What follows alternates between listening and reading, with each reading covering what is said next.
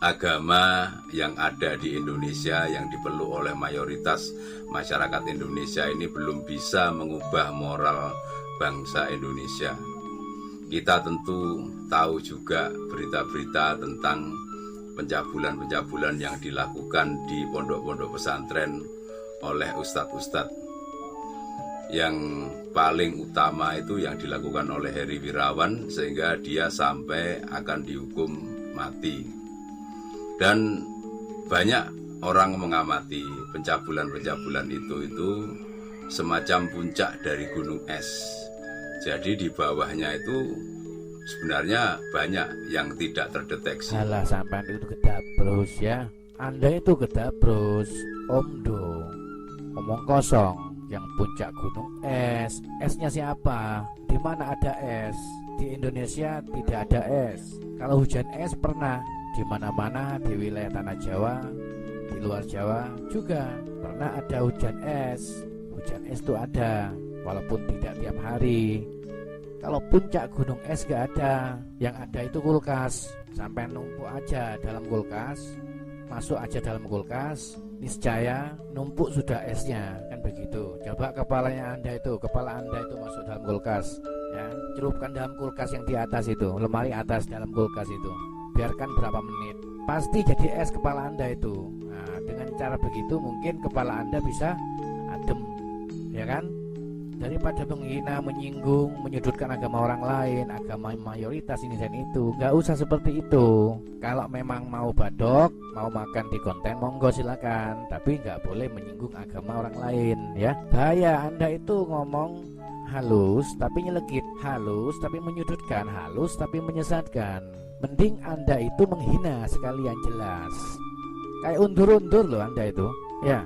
Dibilang berani pengecut, dibilang pengecut gimana? Tapi nggak berani koar-koar, beraninya menyinggung aja, ngomongnya halus, tapi nyebelin anda itu, ya. Kalau ditampar wajahnya anda itu baru, anda itu sudah tua, nggak usah seperti itu. Cara mendidik masyarakat netizen itu carilah dengan cara yang baik, yang berakhlak budi. Katanya dikit-dikit cangkeme bilang budi, ya kan? Ternyata seperti itu anda sifatnya, ya. Hebat anda orangnya, ya. Jadi mari kita semuanya menelaah ya, bagaimana sebaiknya moral dari bangsa kita ini bisa diperbaiki bersama. Iya, memang bisa diperbaiki bersama, tapi cara anda itu salah total, ya. Anda salah total, nggak bisa seperti itu Pak D, ya. Nggak bisa. Kalau anda mengajak masyarakat, netizen, umat dan lain sebagainya untuk kembali ke jalan yang benar, ajaran budi ini dan itu salah, ya, salah besar. Hindu Buddha aja kepada kaum muslim itu sangat mencintai, sangat hormat, sama kaum muslim kepada Hindu Buddha juga sama, ya, sama erat sekali. Anda saja orang yang agak step, ya. Kalau memang mayoritas di negeri Nusantara ya sudah. Tapi mayoritas itu bukan berarti tidak mempercayai, tidak meyakini agama lain, bukan. Ajaran-ajaran lawas, ajaran-ajaran lama, kejawen-kejawen itu masih ada dalam Islam. Islam itu bukan satu, tapi bermacam-macam golongan. Ya, ada kadrun juga ada, kadrun ada.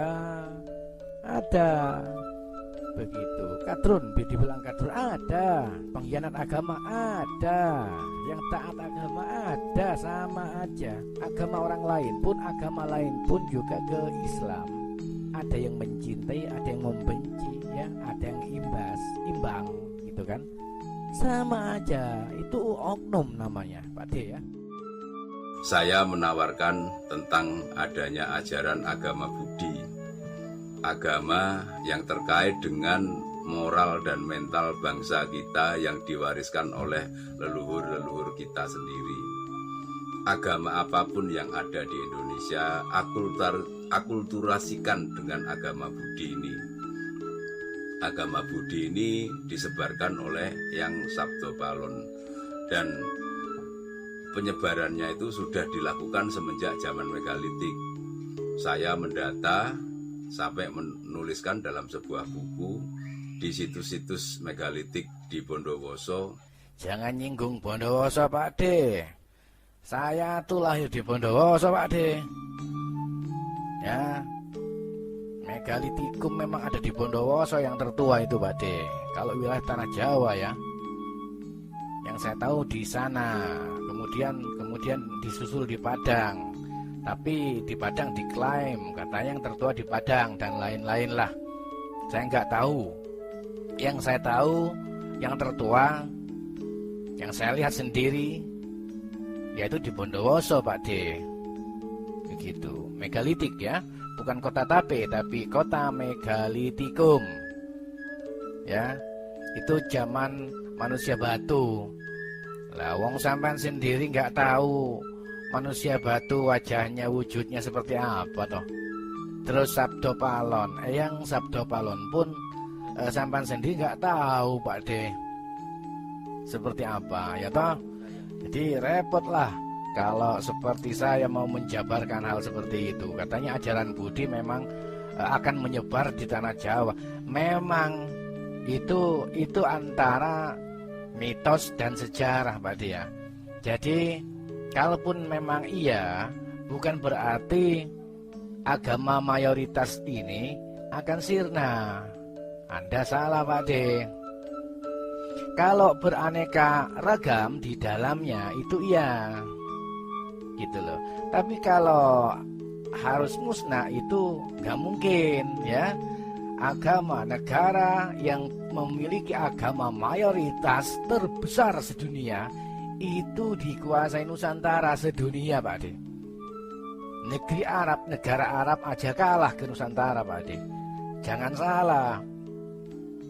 Mbok dibacalah bukunya. Informasi kayak ilmu pengetahuan, kayak biologi, kayak perkembangan dunia, kayak global. Itu harus dipelajari Pak De. Jangan asal nyeplos aja ya. Jangan asal nyeplos. Agama Budi saya tuh sangat paham dan saya setuju kalau memang ada ajaran Budi. Kalau agama Budi itu salah, nggak ada. Walaupun ada agama Budi, itu pasti dilarang oleh negara. Ya, agama di Indonesia itu ada 5 Pak De. Nggak ada tambahan agama Budi, tambahan nggak ada. Kalau ajaran Budi pengerti itu iya, dan saya sendiri memahami. Saya juga nggak pernah menolak kalau memang itu bagus tata caranya, ajarannya, aturannya. Kan begitu. Masalah keyakinan itu nafsi-nafsi Pak De. Ya, itu hablum minallah. Kata orang Islam, itu hablum minallah. Urusan hambanya dengan Allah, dengan Tuhannya.